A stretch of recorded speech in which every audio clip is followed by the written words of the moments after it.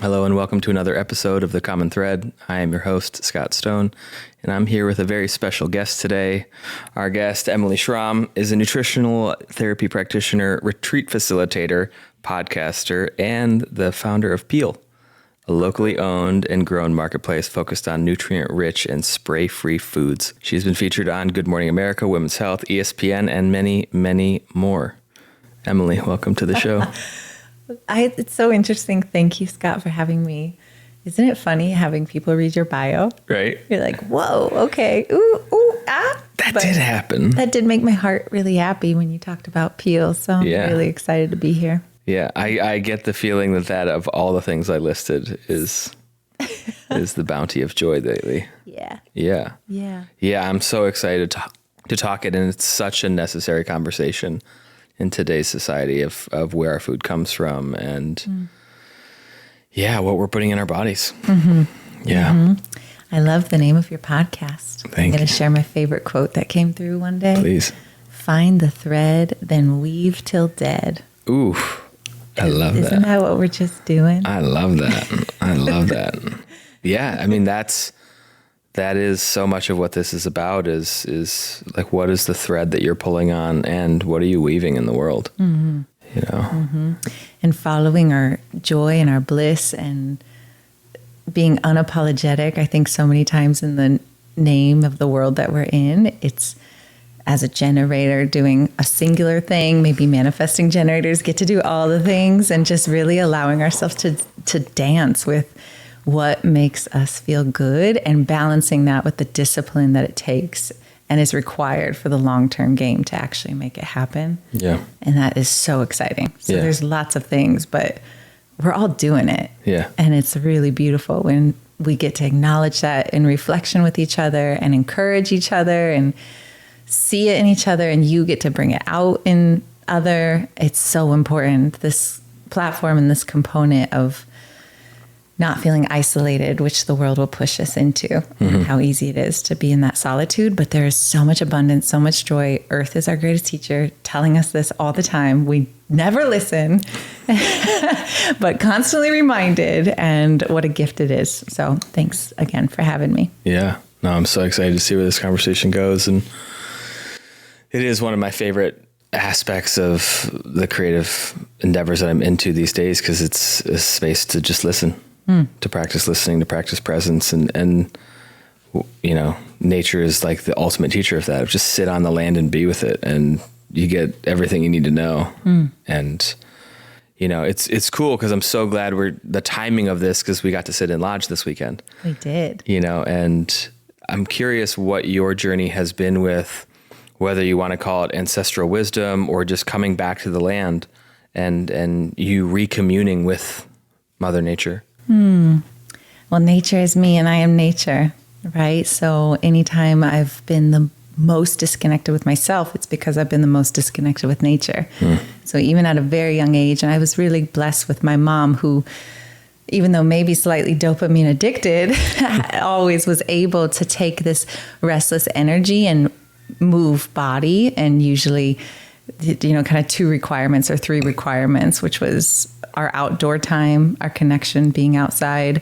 Is there something green on our plate? Mm-hmm. And if anything was wrong, drink water. I love that one. Hardcore Aquarius moon mom, but it was perfect because it really allowed me to embody and watch someone who was always in nature and connecting to nature, maybe not in a spiritual way, but it is all spiritual, regardless of the name of it. So that's always been in my bones and in my body. And I feel kind of oddball out. I'm, in human design terms, fully defined with split 4 ways, right? So I am very much required to be around people or transits, in connection with transits, in order for my body to talk to each other. If not, I'm 4 different beings in one body. Wow. So I have had the whole myriad of mental health issues, whether people would call it bipolar or depressive or PMDD, everything on the spectrum, until I came into that self-awareness and knew what my medicine was. And the medicine is nature. So it was at first a really extreme form of nature through snowboarding, or feeling as if I had to be really high risk, through very silly things that I did at younger age, adrenaline connection, right? My connection to self came from risk taking. And then as soon as I really balanced that with this feeling, this embodiment of how emotional we are and our access to our creative wisdom through that emotion, things started to get a little more regulated. But the core always being, how can I see myself in the way that Source sees me? And that is through nature. If we look at the way we look at a tree and the way we look at a flower, and just imagining and envisioning that looking back at us in just such the same regard with joy and love and presence, because that nature, that flower, that tree has to have us to be a witness, just like we need the witness back. So it's just been a never ending unfolding of how intimate can I become with nature? Because that's my own path of how intimate I'm becoming with myself. And I love it. I love it so much. Yeah. It's the best. Yeah. Oh, just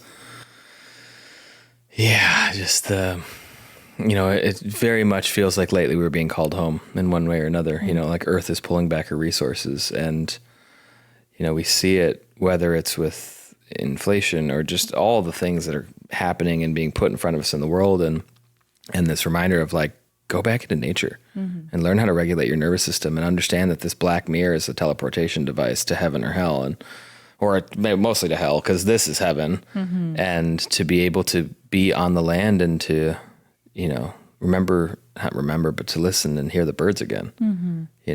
It's part of when I teach breath work. The last song I almost always play is birds chirping. Like, do you remember the last time you heard the birds? Yeah.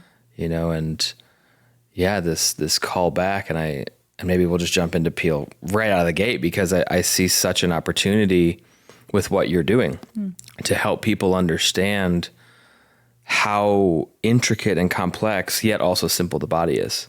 And I was talking to a guy in Amsterdam last night, and he's like an Ayurvedic practitioner, but he's also a holistic chef. And he was talking about, and he sees my Instagram stories. He's like, yeah, I see you posting about almost all the food I eat is locally grown. And he's like, your body thinks it's there when it eats those foods grown in Africa or, in another part of the world. And so, yeah, I'm just curious how you got onto this mission of helping people eat the foods that are grown around them. What a fun journey that has been. And I think going back to, we are all trying to activate and are activating our creative expression, our individual self. And the best job we can get is one where we work for ourselves. And I was very blessed to start very young as an entrepreneur and be able to see that my path was going to be nonlinear and dictated by myself, which comes with many challenges and is really intense. And I don't think we talk about the challenges enough. It sounds very glamorous, but it is a dark, dark journey that is so rewarding in every possible way. And through the process of my own body, whether it was healing clinical, let's call bipolar, whatever doctors wanted to call it, to IBS or chronic dysfunction, to acne, to all these things that were showing up as symptoms, to digging and digging and digging into the energetic and to the spiritual level of what is actually happening, not just on a physical realm. I was really blessed to be able to find and create businesses with that in mind. Okay, this helped me. I can now help others, right? As soon as we learn, we send it back, we give. And that's just always been in my practice. So I found herbal teas and teas really early on because I knew how quick and fantastic and connected to our body something like chamomile, ginger, and turmeric can, little fast herbal wisdom supports. So herbal teas were a big part of this. And I love them. I used them. I had tummy tonics. I had anxiety release. I felt so connected to these words. And I love the idea of making tea and creating ritual. And it was all about healing myself, which is so beautiful. And this is where we have to begin and where we do usually begin. But then when I came to Maui in 2021, I realized, oh my goddess, if I don't know what that plant looks like, if I don't know where that plant is grown, I am in a broken circle or a circle that is just unlimited hamster wheel turning, when we know that the way we operate and the way we engage in full reciprocity is an infinity. So how am I going through the same thing over and over again with my body, a new herb, a new phase, a new craze, again and again and again? It's because the missing other half is there. It's not there. It's like hidden. So engaging with earth is the only way to fix the system. And the way to do that is to know exactly where your food comes from. And to support people who are growing it and knowing that this is such a process to create even a pound of chamomile, what that actually takes from earth, from the water usage, right? And when we're looking at where our water comes from, which you mentioned about our food, it's insane to think about this message coming to us again and again and again that you don't belong here, you don't belong here, you don't belong here. But when you actually eat from the land and drink from the land, you belong. Everything is talking to us at a tiny, minuscule level, and we aren't listening to it. And it's so far from our sensitivity sensor right now, but it's not that far, right? Once we open up that door of talk to me, water, the door floods open, right? We know that. So it seems so different for someone who's not used to hearing that, of maybe eating local food. All of a sudden, birds are starting to talk to me a little differently. All of a sudden, I can understand that that tree needs water. All of a sudden, the wind is coming through a little bit differently, and I'm listening. And that's not coincidence. And that's not your last mushroom ceremony. No. That is because you have engaged in reciprocity. And if we do that at every single level of our life, internal and external, we change the world. And so for me, it was very quickly, oh shit, I am a part of the problem. I fully own this. I take responsibility for this. I am a creative entrepreneur selling bags of tea that I don't know where they're grown from. And I'm digging, trying to find the farmers, trying to understand the supply chain. It is so spread out. It was so every which way and so hidden and disguised. I killed the tea company immediately. And I went on a journey of, okay, what's next? And it started with tea, which I love because it's just herbs. It's purifying the source of herbs. Herbal remedies have healed us and is the blueprint of so many of our modern day medicines that we're not even aware of. And yet we're still so far removed from how they're grown and where they're grown. And just starting with that, knowing where your Tulsi comes from, knowing where your lemon balm comes from, it's so much more important than popping your next fancy drink that has adaptogenics. Sipping it and feeling adapted. Understanding the words, Google searching the images, and then my vision, joinpeel.com, find the direct source. And just know exactly how it's grown and where it's coming from. And just that in and of itself changes the conversation. And that's how it started. It really did start with me running around the island, starting a commercial kitchen. I took macadamia nut roasters, converted them to dehydrators for teas, and just had a big download in a waterfall. It is so much bigger than tea. And I'm like, really? Can it be bigger? Tea's pretty big. I love tea. And it just is. And so the journey for Peel really started with, okay, we have to purify the source. And we have to come back home to this. And then sovereignty is the number one name of the game, right? Decentralization. What is sovereignty to you? What does it mean in your life? And when we think about other opportunities and building this new world, because it is all coming down, we have to collectively dream, even if it's just dreaming. Sharing that collective consciousness, expanding that. It's infinite, right? It's always creating.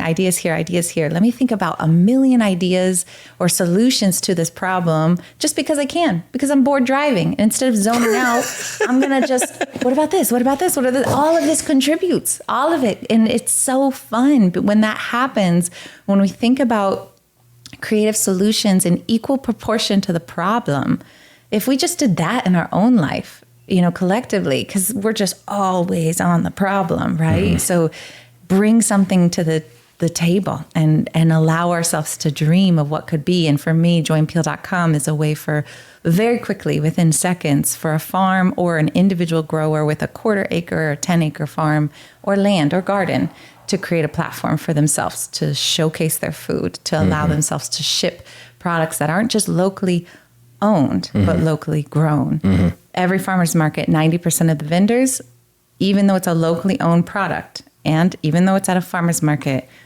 everything in that bag, everything in that salsa, everything in that can has been shipped either from Central Valley or even further away. So it's emphasizing this beautiful relationship and support we can give people who are sourcing and growing things correctly, and then also allowing us to see the potential to get engaged in the food system, because we're going to get engaged one way or the other. We're going to run out of food or we're not. So let's just do it proactively, preventatively. Right. And that's joinpeel.com. Yeah. Wow. There's so much there. There's so much there. And I want to go back to something, well, I guess kind of the inception point of this, because I can relate on a personal level, talking about healing things, whether it was acne or IBS or whatever. Like, I grew up with horrible asthma, eczema, and allergies and heartburn. And I have none of them now, you know, and people are like, what happened? I'm like, I'm not really sure, but I notice I stopped fighting for my life. You know, like a lot of nervous system work, but also part of that was like really believing that the food was not meant to kill me. Like, none of it. Like, why would the grass be here to hurt me, or dogs or cats or horses or anything? It's like pollen. Like, no, this doesn't make any sense. And to now really treat my vessel in a way where it's like, I speak over and to and with the things I put in my body and around my body, you know, either in, on, or around. And yeah, to help that become a movement for other people, to being like, you know, I used to work for one of the largest consumer good companies in the world. And so they are responsible for almost all the perfumes in every brand, you know, they own that market. And to being like, oh yeah, like that's not good. I'm like, that's not good. You know, like the level of endocrine disruptions going on in those bottles is significant. Back it up. Right. And no, I didn't know, you know, like why would I know? We're not educated on this stuff. And so, yeah, just to even hear the thing you said about, you know, 90% of the things in a farmer's market are locally owned, but not locally grown, which as I think about it, I'm like, damn, that makes a lot of sense. And maybe it's not 90 on Maui, but it surely isn't 40, you know, and to understand what sovereignty looks like. You know, why is it that 90% of the food grown on Maui is exported? That doesn't make any sense except for profit. You know, that on a balance sheet, it makes a lot of sense. You know, it's a marketing scheme. And, you know, even what you said there about, you know, it's adaptogenic coffee, you know, and I have an MBA in marketing, you know, and so just to see, like, I was talking to my friend last night and I was eating some tangerines from the land here, and he's like, what kind of salt you got? And I was like, sea salt and you know, I don't remember what the other one was, but he was like, okay, do you have any Celtic salt? And I was like, I don't think so. And he's like, okay, well, next time sprinkle a little salt on your fruit to increase the vitamin absorption. And the way he broke it down, like, I knew these things, but it was just like, oh yeah, like most people don't have that foresight into the osmotic nature of vitamin, you know, deficiency in our bodies. And so this simple education that we can do of like, hey, if you're experiencing dis-ease, something as simple as the food colors on your plate can make a big difference. And yeah, just an educated platform that helps people feel good. You know, it is so the basis of all of this stuff. You know, I talk a lot about magic, and I'm like, you know, it's magic, right? That you eat food and it becomes the cells of your body. That's magic. Like magic or science is just magic explained. Yeah. You know, and so I love what this really stands for, in helping people not only get healthy, but wealthy as well, right? Sovereign in creation of business. And, you know, when you don't have to pay a copay, you get to put it elsewhere. Yeah. And the ability to see and be a creative entrepreneur with what is in your area, right? So instead of college kids just creating businesses out of nowhere, because at this moment we can pull lavender from the clouds. We can pull Pau de Arco from anywhere. We just click a button and the supply chain does it for us. So it was a big representation of what it takes to be so self-aware that you have to see the darkest parts, the power struggles, the desire to bring something to light, but at what cost, and being willing to fully accept and love and just know, okay, thank you for that. And now I shed a layer, which is what Peel's name meant. Always peel back every single layer, get to the source. How can we, instead of clickbait, take a bite of an apple, yum, sweet, good. Yeah, apples, perfect, on the market. They look a perfect way because they do what they do, right? There's so much juice and just goodness when it comes to the things that are messy, that you have to just dig your fingernails in and get your body covered in it. You know, that's like the metaphor for what we're all doing individually. And then understanding how quick it is to get stuck in individual traps, right? Like my health, my body. What I have always seen and what I'm really grateful for, especially with the language of Gene Keys and human design, giving us such tools and poetry to understand these shadows in a better way.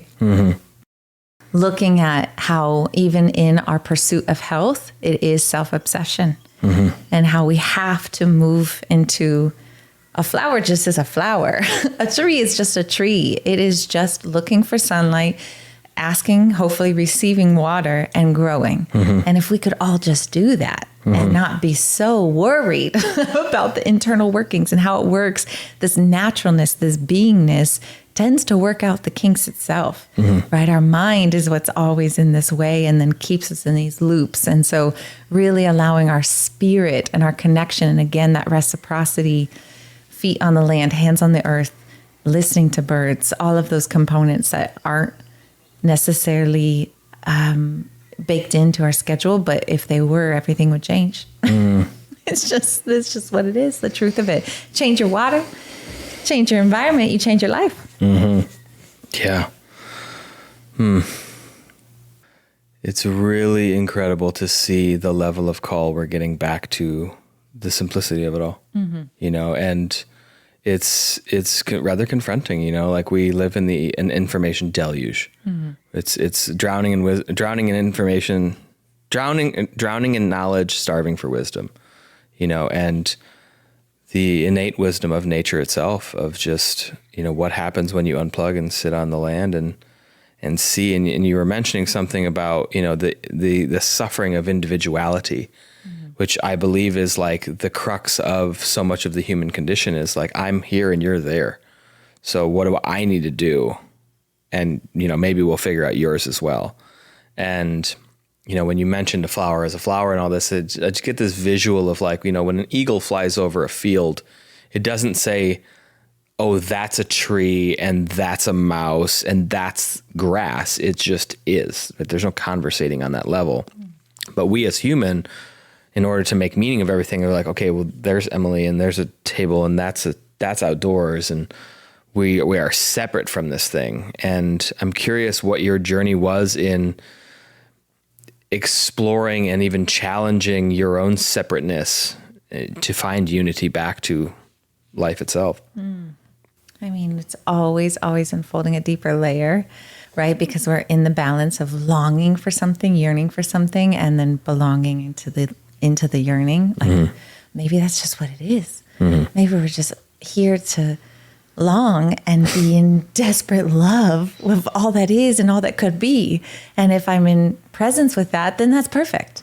What it gets wrong with, or what it gets like really shaky, dangerous, even in spiritual context, is when we are still externally looking for the answers. And who can give me this, or what can give me this, or how can I get this? Because something's inherently flawed.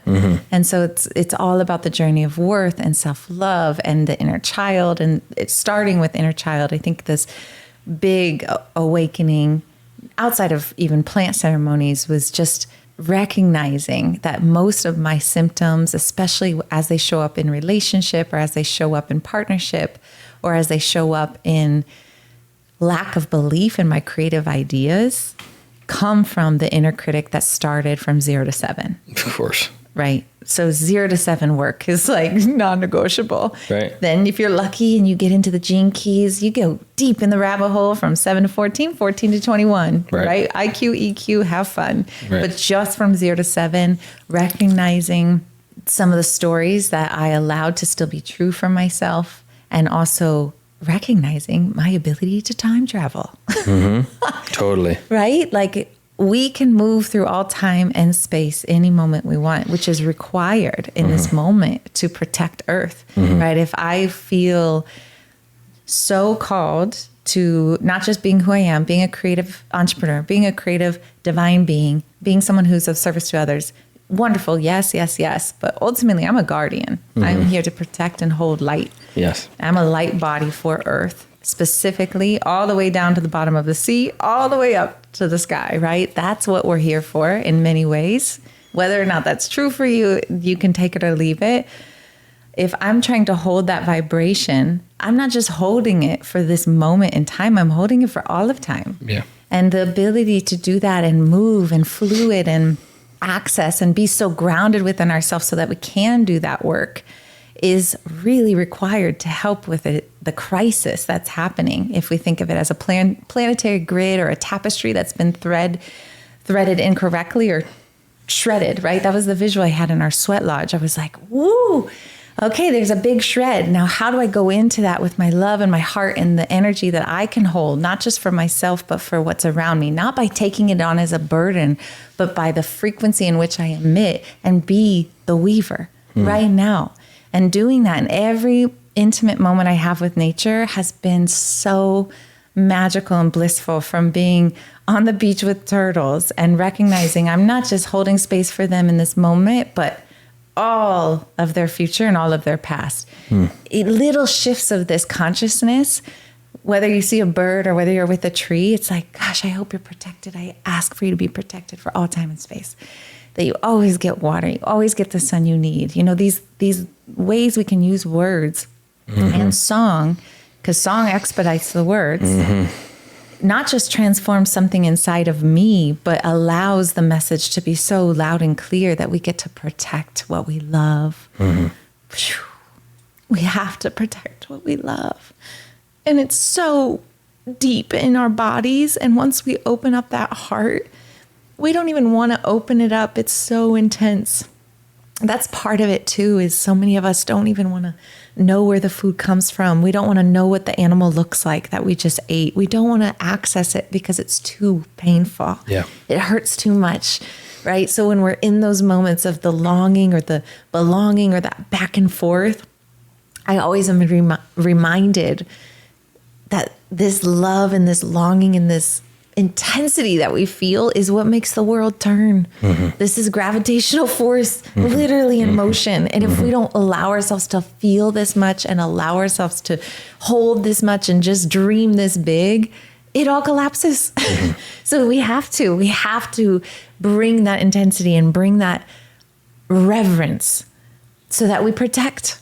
And it's our job to do it, because our hands are the ones that allow Earth to be shaped in a way that's beautiful, not manipulated. Yeah. It's one or the other, right? It's one or the other. So it just feels really exciting, but also really important. There's more we could do. There's more layers we could go to, not just within ourselves, but with the light work that we're doing and the grid work and understanding that it's so much bigger than what we see in this current moment. But back to your question, it really started 0 to 7. Inner child work was the gateway. Yeah. Wow. No, I appreciate your passion and conviction on the topic. You know, it is so necessary, and people really don't understand not only what's at stake, but like I don't know how to say it, like the level of like what's really here to be revered and honored and respected and loved and celebrated and exalted. You know, reverence to me for the feminine, and which we could call Earth, is incredible. You know, to really get to witness like what's happening here is like, how did we get so lucky?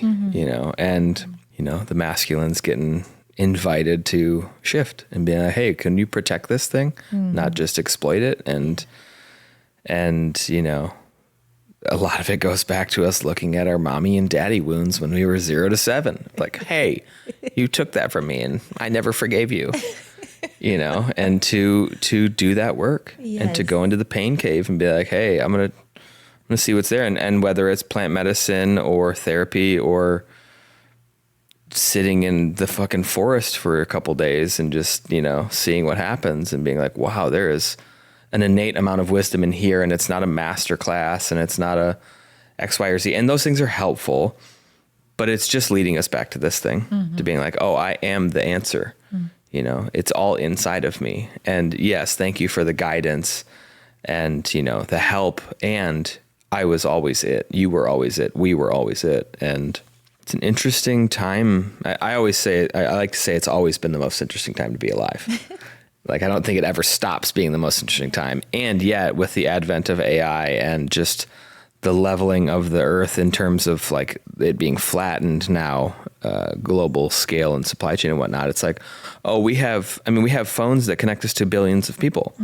How lucky are we? The level of impact we can have is incredible. And so to rise to that occasion and to see what happens when we're brave enough to let our heart be opened on that level. You know, and for me, that was a process of grief of like my dog dying and being like, oh my God, like I didn't know I could hurt this much. And it was like, oh, this thing's opening. Animals. Yeah. Animals, I think they're the key. I mean, they are the key. We talk about nature, and of course it's being in presence with nature and listening to the elements, engaging with the elements, conversation with the elements. But in our current day and age, the bridge will always be animals. And it could, of course, be your cat or your dog. But, shit, you get a chance to be with a turtle. You get a chance to be with a horse.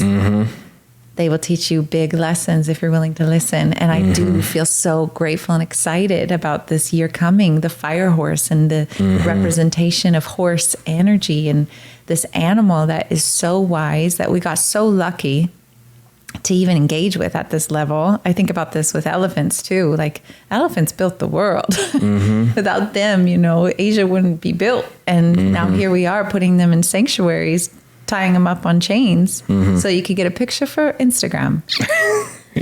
Straight up. Straight up. It's like, okay, we now take the power back for ourselves, and who else am I taking with me? And for me, that calling is so deep with animals and their ability to hold us even when we've done nothing but brutalize or take their environment, their habitat, which is all farming, right? Most of it's farming, whether it's overfishing or pollution or pesticides getting run off into the ocean, right? All of it kind of comes back to farming and land, which is why it's so important. This is why it's the core, but everything is talking to like this core desire to listen, to hear the forgiveness that animals give us every single day. It's like wild to me, you know, and if we can do that to ourselves, the quicker we forgive self and other, we heal pretty fast. Not that we're trying to expedite healing, you know, but we don't have a ton of time. Right. So let's just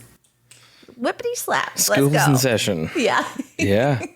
No, I so deeply resonate with you on the animals thing. And, you know, how lucky are we to be able to steward them? You know, like they rely on, we rely on them to connect us back to life, but also they rely on us because we're the things with, you know, whether it's the ability to imagine opposable thumbs or the ability to work in large groups, like there is an aspect that humans are an important, critical aspect to this planet. And the sooner that we can see that we're just raping and pillaging it for our own, like whatever we want to call profit, because it's kind of like a made up thing. But to see, you know, like I think about this land, like I am so excited for the day when I get to get mobile chicken coops, you know, or a cow or a goat. You know, like I'm so stoked. Someone gave, like, it's one thing to have Luce, but then just every animal that gets to come into my life on very random accordance according to life. This week, someone, do you know what an axolotl is? Yes. Someone gave me an axolotl.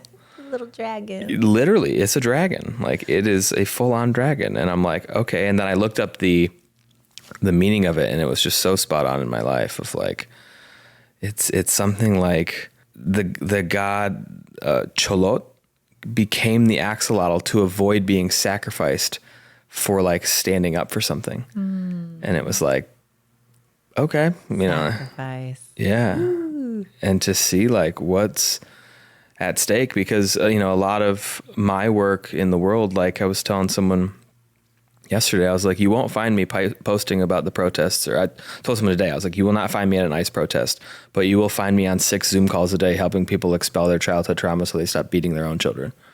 Like I have very deep commitments to that, which I stand for. And there are certain ones that I'm not going to invite into my energetic sphere for my own protection of my peace. And for that, you can have whatever story you have about it. And we're all doing our own parts, whether it's peel or otherwise, and picking our battles, because we don't all have the same battle here. Truth. As much as Instagram wants to, not Instagram itself, but people on their own be like, if you're not posting, you have a following, so you should be posting about this. It's like, what? Like, I'm confused here. This is really odd.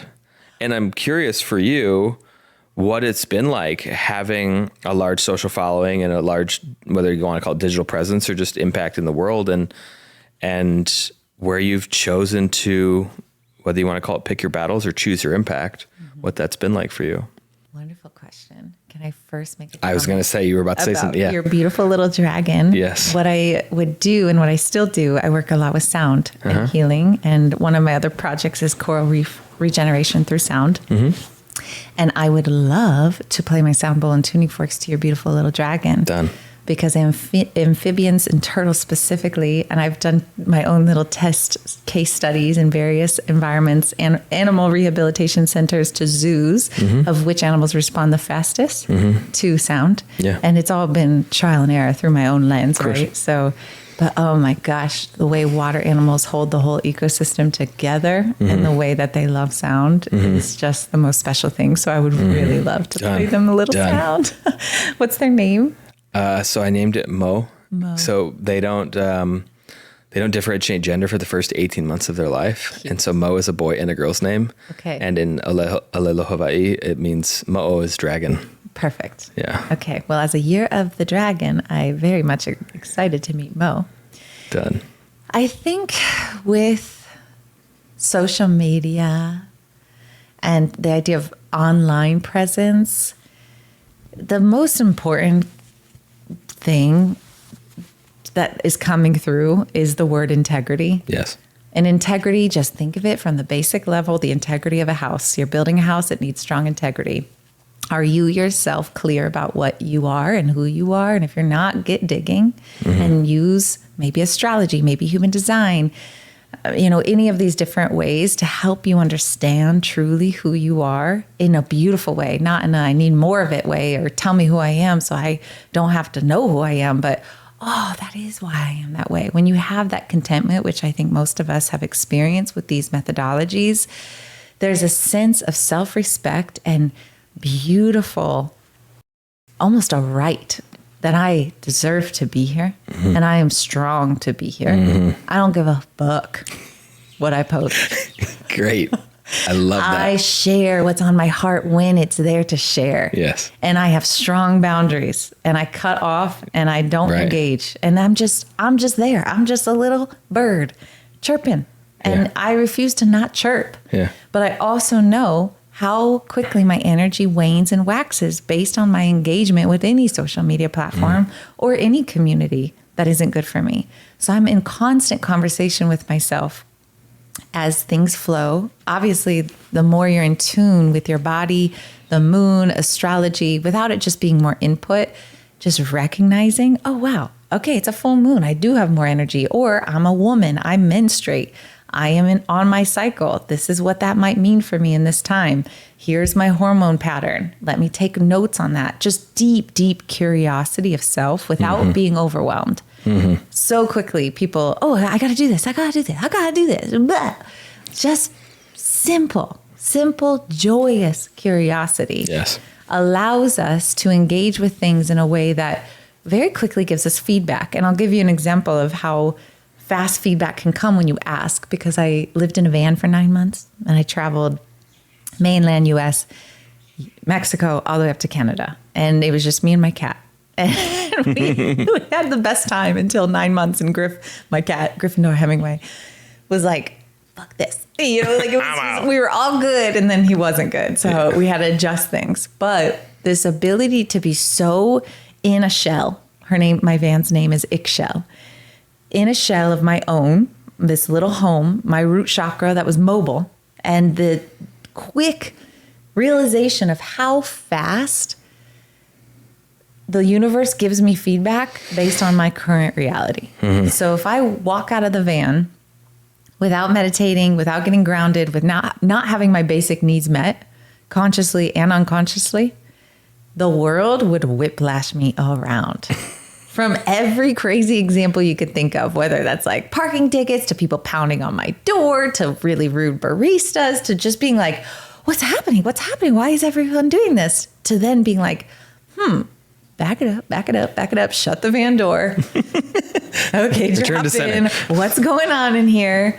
Oh my God, everything is a direct reflection of me. Mm-hmm. I take radical responsibility of that. I have no shame. Move through it. Meditate, get centered. Now I engage with the world. Completely different experience. Yeah. Right? So for me, that's social media too. And it's just a bad rabbit hole when you're not centered and grounded. Yeah. Can it be really useful and beautiful? Yes. But when we are thinking about sacrifice and committing to a cause that is so much bigger than us, and we go through ego death after ego death after ego death to allow an idea that we have to be worthy of that sacrifice, mm-hmm.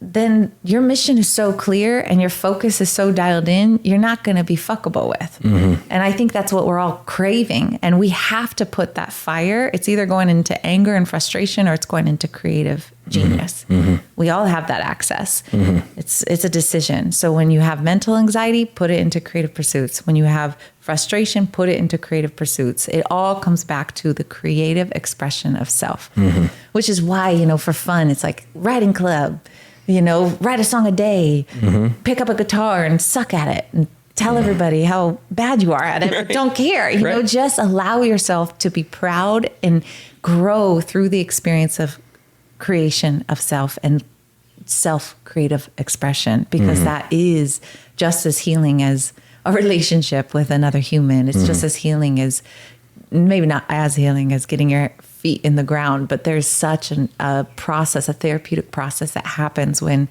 you take ideas and then vocalize them mm-hmm. and use social media to do it. Mm-hmm. And then notice immediately, am I drained or am I energized? Am I drained or am I energized? In human design terms, am I satisfied? Am I frustrated? Right. Am I, in projector terms, am I bitter? Am I successful? Right. It's very easy to... Black or white, 0-1. 0-1. Yeah. Simple. So as soon as I feel frustration, back it up.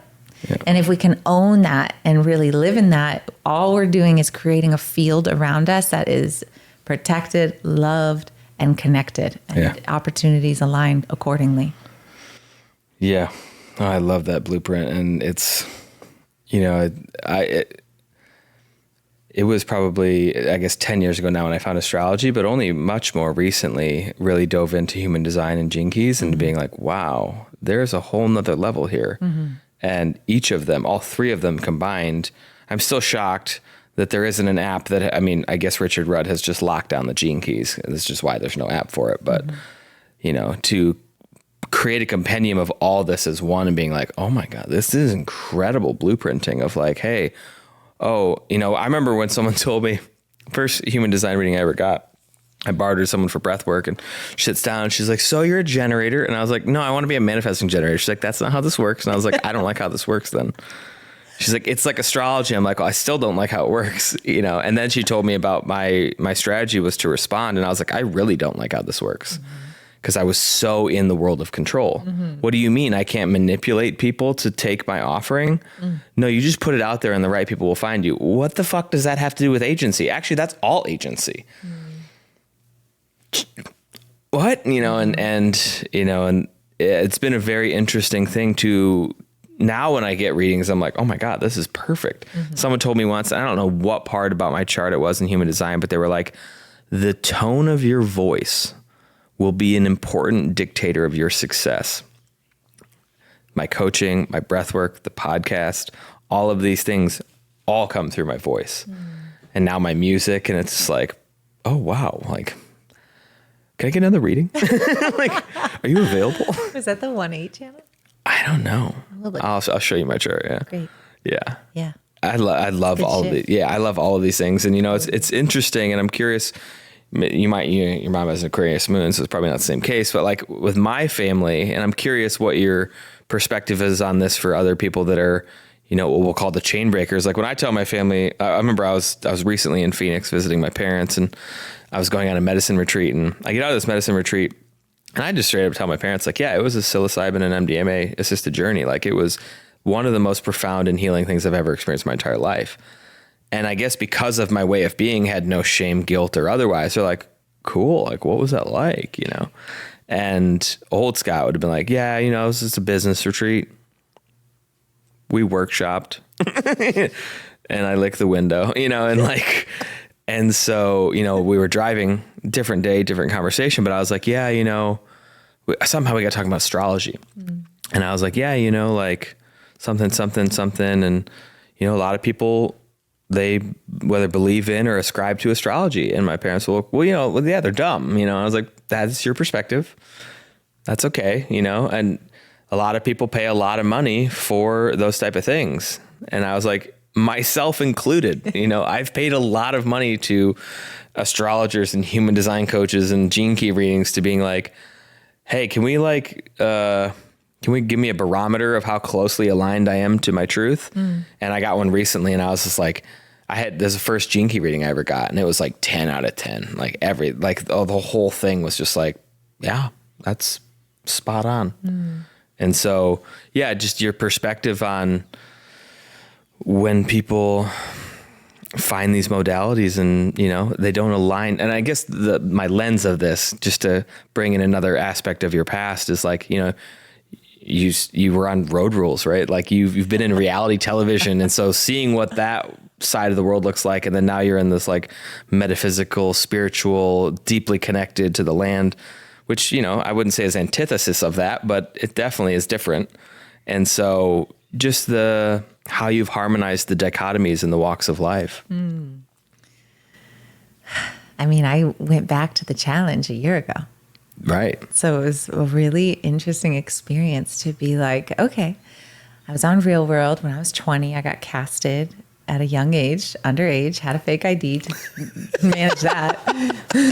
I did not know that. That's great. Said yes to it because I knew the challenges were the after. And I'm competitive and I wanted to push myself and see what I could do. And it was in the first challenge experience where I really understood I have so much doubt in myself. I had no idea I felt this way about myself. And then when you watch your shit and watch it with millions of other people, dude, you can get dark real fast. I mean, it is no joke because you're not seeing something in the present moment. You're seeing something from 3-6 months ago. And this critic, I just had no idea the self-hatred I had. And I had to go straight to it. It's like, what are you going to do with this, Em? And that one of my favorite quotes that I used to use all the time as a trainer was like, you continue on your way until you get sick of your own shit. Yes. That's what it is. You just get sick of your own shit. And one day you're going to wake up and be sick of saying the same shit in the mirror. I don't like the way this looks. I don't like this, or I don't like the way I feel. Aren't you a little sick of being the broken record? And as soon as you have that moment, you're like, okay, then do something. Yeah. Step one, we do. We then do too much. So then we feel. Then we have to know. Yeah. So we get off of the up and down roller coaster, right? That's the balance of the triangle. That's the triangle we're all creating. So it was just really cool to see the process of what I think we all go through, but on a very large scale of, okay, this is me coming back to the show now physically confident. Okay, next challenge. This is me coming back to the show physically confident and also realizing I've given my power away. Okay, I won that show. Like, wow, so this is working. So to go back on the show last year with this more connected, like seeing, understanding component was honestly kind of a bad mushroom trip. I'm not going to lie. It was so crazy. It was so crazy. It was like, you know, just because you see everyone's wounds, and then that's what I see. I mean, all my jinkies is omniscience. Like, I am able to see things. So I'm like, oh, okay, wow. I saw you at 3. I saw you at 7, and I see you now. And like, what do you do with that when you are getting paid to be the 3-year-old holding a tantrum, and people are getting incentivized for this, and what environment that creates? Because now we're adding an element of fear or love. Very clearly, it's all for money, and it's cutthroat, and it's their root chakra being all shooken up. So it was just this crazy microcosm of what's happening in the world, but with a lot of adults in one place in Vietnam, you know, and it was really important for me to do it just so that I could have that understanding of where I put my time and energy and where not to put my time and energy. Yeah. And also to really get a pulse of where the world is. Yeah. Because I live in a bubble, and I'm glad I live in a bubble, but it is not time for me to walk on top of the world and be in my bubble. It is time for me to engage in the world. Yes. And that is the hardest part. And that's why I'm so blessed with this turtle energy and the way the whales sing and the birds that talk to me. It's because they're giving me this energy that I wouldn't have if it was just me and my friends. It was like, no, are you sure I have to do this? Are you sure I have to be human? I don't want to be. But that's why we're here. It's why we're here. So we pull from these things. We pull from these practices. We create discipline. We have our rituals. We have our altar that we come to, and we are all worshiping something. Yeah. So what are you worshiping? Just be really clear. What are you worshiping? Is it the likes? Is it the views? Is it the downloads? It can very quickly become that, even in service. Or is it the moment that you get when you just get to drop in and spirit comes through and everything is at peace? And I just won't replace that for anything. And I love it. And I'm so glad. And I want everyone to experience that in every way possible.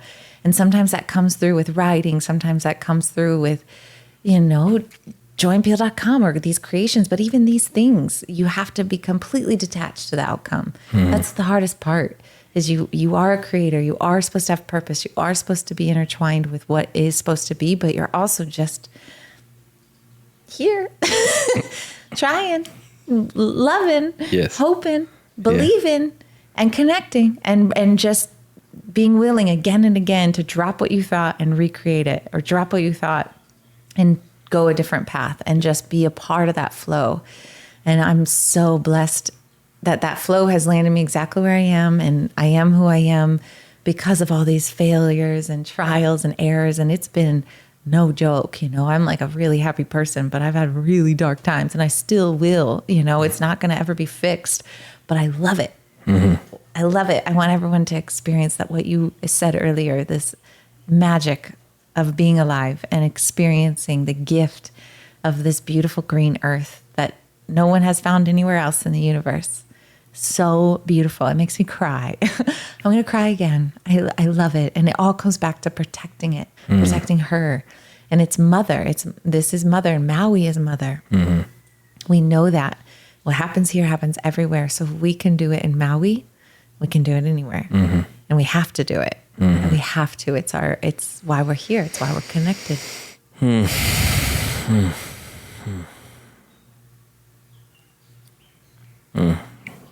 Yeah, I hear you on that why of that radical presencing and just ecstatic joy and bliss that occurs in this present moment when we get to drop into just now. Like truly now, like the Chrome tabs are closed and it's just here and there's no other place to be. And that's part of the reason I created this podcast, was like an invitation to now. There's no other place to be. This conversation is so compelling, real, raw, vulnerable, that it's like, I'm not anywhere else. And in this moment, right here, right now, nothing is wrong. I'm not wrong. It's not wrong. And the level of healing that occurs inside of one's container at that moment, like, wow, I've spent 30, 40, 50 years being like, I'm a piece of shit, or I'm wrong, or I'm bad, or it wasn't supposed to be that. It's my fault. And it's like, no. And in that comes so much power and opportunity for responsibility to take hold of impact in this container for our dharma, for the opportunity to serve this thing, you know. And to me, like, you know, I was going to ask, I was like, what's the common thread in all these creative pursuits? And you already answered it. It's the ability to come back to right here and right now, and joy and reverence and bliss and beauty of like, holy shit, like, have you tasted a papaya? You know, like with lime? Like, it's incredible. Like, wow, you know, like. Yeah. And I love, yes, thank you. And something really important is sometimes people can't access that, right? Yeah. It's like, you know, there's just and I always say, like, it's okay to fake it. Right. Make the noises, make the facial expressions. Yeah. Imagine you're 6 again and you're seeing something for the first time. Acting it out and embodying it can activate it in your cells just as much as it being reality. Yeah. So don't be discouraged if you're like, dude, everything sucks. Fuck this. Just go for the place. Like, take the bite and be like, oh my God, I've never tasted anything so good. And just feel that aliveness. Fake it. And you will activate it. Right? It's like, that's what is so powerful about our body. It's giving us this feedback. And then it also is our closest way to access the joy. Yeah. If we really tap into it. Mm-hmm. Yeah. I like to say it's not fake it till you make it. It's own it till you thrown it. Ooh. Own it till you thrown it. You know, it's like, there is such a, you know, the body doesn't know that, or the mind doesn't know the difference between performance and reality. And so it's like, yeah, just pretend, just be it. Yeah. And give it a chance almost, you know, it's. Envision it. You know, really see it. You just see yourself. You want to be a dancer? Envision yourself dancing. Just watching it and like, wow, okay. Right. Create those pathways. That's what it is. We're just opening up divine consciousness, creative consciousness, collective consciousness with our own imagination, which right now is dormant because we're looking at a cubicle on our phone. Right. 6 to 12 inches away from our face, stuck in fight or flight. With AirPods. All the above. Right? It's okay if you feel the ways you do, but there's so much life waiting and so much beauty, and every single person has so much activation inside. You know, that's what I love doing human design readings or these retreats. It's like, girl, do you realize what you got? And they're like, oh. And then they shut it. They're like, I shut that down, or I thought that was bad, or I thought that was too big, or it pissed people off. Right. That is your power. Right. And it's just one sentence, everything's changed. Ooh, I got chills. Same. I like words, the level of magic that exists in words. Mm-hmm. You know, in the beginning there was the Word, and the Word was God. Mm-hmm. And it's this creative force we have to create into this vibrational universe. As we speak, so we create. And it's like, oh, it doesn't matter what I say. I'm like, oh, it's actually everything. Everything. Your identity, words. Mm-hmm. Your declarations, words, right? And to help people tool themselves to a higher level of responsibility and therefore integrity, right? Harmony in thought, speech, and action is the way I define integrity.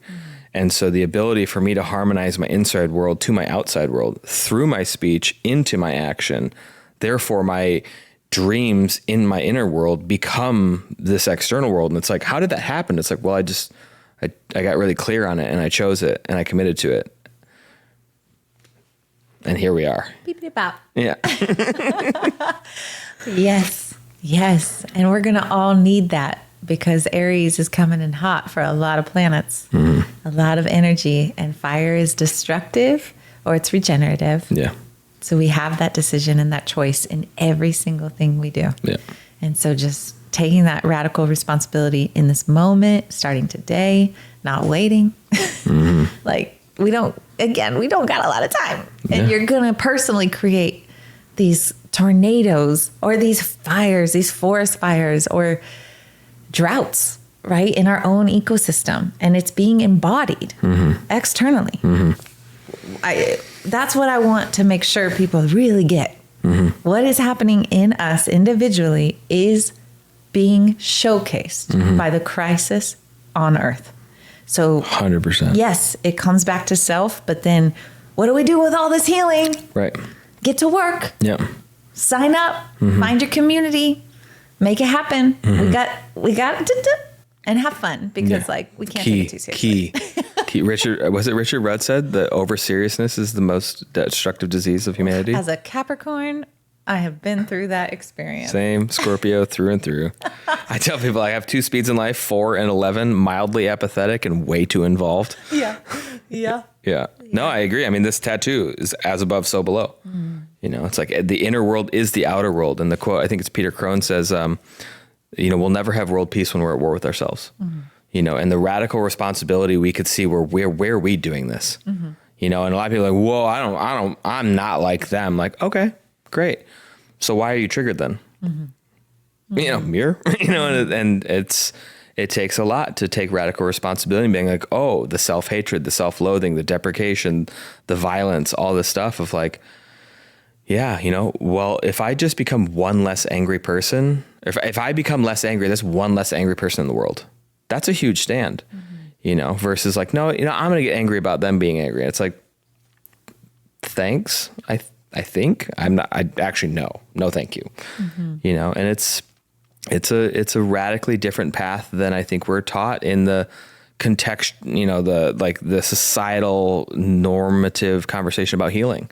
And I was saying this today of like, I think there's a like a bait and switch going on about heal your past. Like, I do think there's some things about reconciling your past, but I think it's healing the compelling future that I think I have. And like, what if we started focusing on the future we're calling in versus like healing our past? I think there's something there. I'm not quite sure in the languaging distinction about it, but the amount of time people are spending on their healing, I'm like, there might be something happening to us right now. I'm not sure, but I think they might be enslaving us. And so I don't know. Yeah.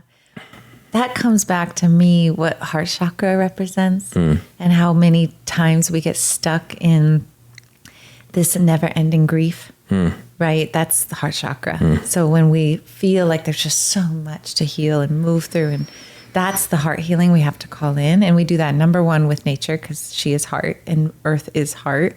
And then we go deep into what is needed to nurture your heart, because we aren't meant to feel never-ending grief. And that is, I haven't even mentioned this, but not that long ago, I fractured 5 vertebrae in my spine. Saw that podcast now. It was this wild experience where my subconscious heart chakra, the back heart chakra, got exploded open, literally, with a crazy turn of events.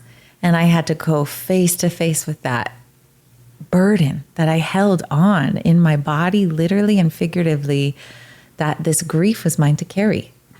That this grief of the world and what's happening in the world, that me carrying it would make it lighter for Earth, which is a lie.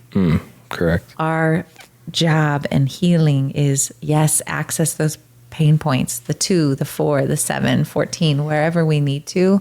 But just as the reciprocity of the exchange, not the circle, but the infinity, we in equal balance are in our present moment of joy, complete bliss, complete divine expression of self, which is bliss, right? It's so fun to be creative. It's like the best. You're like, oh shit, dancing, laughing, joy, playing, whatever it is. Then once I get that cup filled, when I hit that snag, okay, I'm ready. Let's go back in, right? I'm going to go back in, but I'm not staying there. I'm not taking that grief into my world, because my world is the now, and it's going to be beautiful. We are collectively building something new. We have that choice. So I really feel that's the heart chakra, whether that's playing with the 432 hertz, 528 hertz, whether it's specific plants. I really love motherwort is a fantastic heart holder that doesn't deal with any psychedelics. It just holds, just like you might experience with cannabis or mother marijuana or even mushroom, right? Like, there's other ways to get your heart held and to feel as if you can move through what we sometimes think of as never-ending grief and access joy. And then it also comes down to boundaries. Like, again, what are you exposing yourself to that's making you feel this heavy? Yeah. And being really clear of how much you are going to allow yourself as you are engaging. And if your creative expression is being diminished because of what is the input, adjust accordingly. Yeah. Right? Number one priority is your creative expression and your ability to express self in that joy. And then everything else can can be metered day to day based on the moon, based on your cycle, based on your flow, based on what you have capacity to hold, but not taking on an ounce more than you need to, because it will impact you long term, literally or figuratively. Right. Yeah. There's such an intricacy to the level of responsibilities that we are taking versus think we should take versus feel called to take, and communing with the intelligence of the plants to help lead us home to like, hey, you don't have to do that. Like, oh, are you sure? Like, I thought this was my burden to carry. No, actually it's not. Thank you, ego. Thank you, mind. And thank you for caring. Right? Thank you for your desire to care and hold responsibility for this thing. And setting it down actually makes it lighter to pick up something else, and it's such a personal journey to kind of go on that self-exploration and sit with self and be like, because it's not going to happen distracted. I like to say we live in an attention-based or distraction-based economy, and we pay with our attention, and so to see where, like, do we spend time to sit in silence? I'm leaving on Monday for a Vipassana retreat. Just to sit in 10 days of nothing with no anything. I've never done it. Like, I'm going to go raw dog life, It's like, okay, we'll see what happens. And I'm really, I like to say I deal in the old technologies of things like breath, and silence, and just listening to what this tree has to tell me. She's talking, and so, I love the way in which you've distilled down your experience and allow yourself to not only express it through the creative endeavors that you're sharing with the world, but also just the way you walk with it. And, getting to see everything from your writing club to your song a day, and I love the way in which you allow yourself to put it out there. It's not polished or, it's not like mastered. It's just like, hey, I had this song come through me and I think it's great. And maybe I don't think it's great, but it's coming through me right now, and I'm going to share it with you because I'm practicing, so I appreciate the model. Yeah. 5-1, baby. What is one? Investigator. I'm a 3-5. So I have the 5. 5's the heretic. 3, the martyr. The martyr. Constantly learning through your physical embodiment. Yeah. Which is so dope. I've learned to love it a lot more. I used to have the savior complex, so the martyr makes me want to go, ugh. But at the same time, I'm like, okay, there's things to learn there without having to nail myself to a cross. Yeah, totally. Yeah. I'm curious, a couple more questions and we'll wrap up. What's the thread you're pulling on lately? Well, the first word that came through is just ocean. And it's not even a pool. It's just watching it, this dance that's happening. I know I'm in the exact right place. I love talking about farming. I do farm tours. I love talking about how it's all engaging, but everything comes back to ocean. It's source. And so for me, I just got a boat job. I'm going to be on a boat all the time. And I'm working on this beautiful underwater sound system to really bring to life the frequencies that helped heal my spine, which our bones are 90% calcium, just like coral reef. So I just am really, really ready for this engagement with nature in a way that I haven't done yet. And ocean is just it. Ocean. Love that. Yeah. I mean, God, what a whole new world. It's just the world. Yeah. It's where life began. Everything came from ocean. It's so metaphorical to how little we are willing to look at ourselves, because Earth, we still don't know anything about it. Totally. Right? So I'm very excited about that. Oh, I love that. You're making me want to get my free diving gear out. And last year I went on a canoe trip, like a paddle out. We brought all these sound bowls into the ocean and called the whales to us with the bowls. It was crazy. And I've been admittedly busy lately to the point where I haven't even gone and sat with the whales this season. And I'm like, whew. Yeah, that's priority. Yeah. Well, and this next week, the retreat's in McKenna, so it's on the ocean front. I'm just going to sit there and watch the whales just all day long.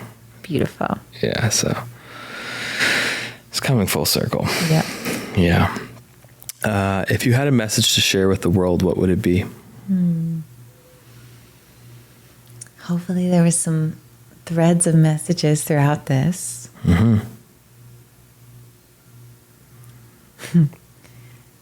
It's just about, gosh, it's so simple. It's silly, but we're not complicated. We're complex, right? Complicated means checklist, which is still the broken masculinity that we're in.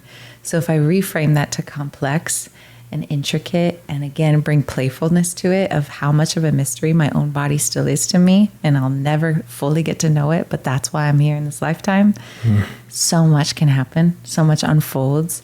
Relaxation, first and foremost, drops in, and stress releases. And I think if we look at all of the things we need, it's just allowing ourselves to not be in fight or flight. So of course, all these things that we're doing are important, but it's just the simplicity that, like, we are the medicine. You are the medicine. There's nothing outside of us that's needed. And the more you fall in love with your own medicine, the more you have to give. I love the distinction between complicated and complex. I'm going to have to look up the etymology later. Like, what is that? Yeah, that's great. You are the medicine. It's a shirt or a tattoo or a billboard. A blue bottle. Yeah, a blue bottle. There you go. Coming to a shelf near you. And then last, what does it mean to be human? To be human is hard. It's really fun because you get to recognize why it's so hard, and then that's the work. So to be human means to be the channel and the portal between divinity and material. And to be able to then express and create and hold, just like a beam of light holds from the bottom to the top. That's what we are. So it's the work of learning what gets in the way of us being full light. And of course, we're never going to be full light. We have just as much dark and shadow that's not seen, just like the moon. But to be human is to engage in that process, not check out, not numb out, not disappear, not keep scrolling. It's to fully, radically engage, almost to the point where you're a warrior for the cause. That's what human means to me. I love that. Wonderful.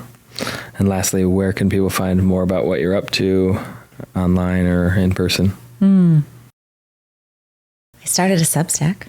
I saw that. So that's fun. So you can find me on Substack, and I'm on Instagram, Emily Schromm, and my website, emilyschromm.com. And I host retreats, which are really fun. You've got one coming up? I got one coming up, the Challenge Retreat, and then also the Soul Retreat. And just, send me a message, say hello. I just am so into everything that is expanding for people, what lights them up, bringing that out more.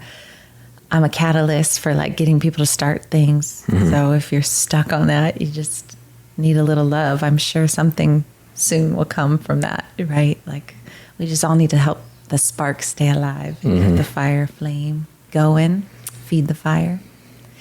And then the most important, even though you won't find me there, I'll be behind the scenes there, joinpeel.com. Take a look. You can create requests. If you don't have any farmers yet on the platform in your area, you can request for some produce or just get your own farm page going, or just support any of the makers and growers of the products that are on there and give me feedback because this is brand new. I have no idea what I'm doing, but I love it. Great. So reach out. Love that. Well, thank you so much, Emily, for the conversation, the work you're doing, the way you're showing up. It's a real pleasure to sit down with you and get to know you a little bit more. Thank you, Scott. Mahalo. Mahalo.